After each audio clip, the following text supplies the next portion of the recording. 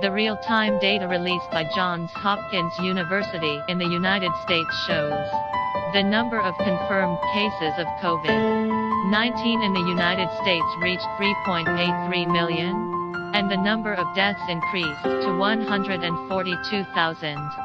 But even more ugly than the above data is the US government's attitude towards data. The series of anti-scientific and anti-common sense operations taken by the U.S. government to cover up the fact that the fight against the epidemic is not effective in recent days is jaw-dropping. It is required that from July 15, hospitals across the United States will no longer send information about the epidemic to the CDC, but directly report to the US Department of Health and Human Services. The White House prepared a good reason for this decision: to make the collection of epidemic data more efficient. But the real reason is this. Although Trump has been talking about how many people the United States has tested, we are great and so on, the epidemic in the United States has risen to the number 1 in the world. Now the US government manipulates the data itself. The outside world cannot know the true situation of the epidemic.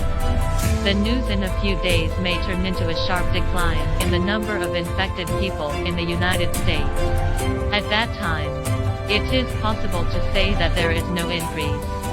Because what to announce and what not to announce is entirely determined by the federal government, not by objective facts.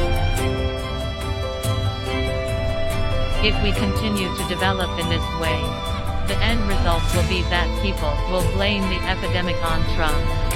Therefore, he wants to better integrate the response to the epidemic with his own domestic political needs by modifying the data, so that people know that under his leadership, the US epidemic has been well controlled.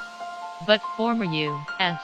Attorney Joyce Irene said, the government's move is only to cover up hospitalization and death data before the election. When the situation is not good for him, Trump always tries to hide the truth.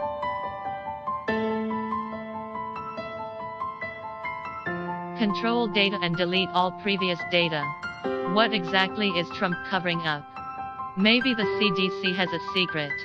If it is exposed, it may be a big blow to Trump. Maybe it is the real data. Maybe the real number of deaths and infections, etc.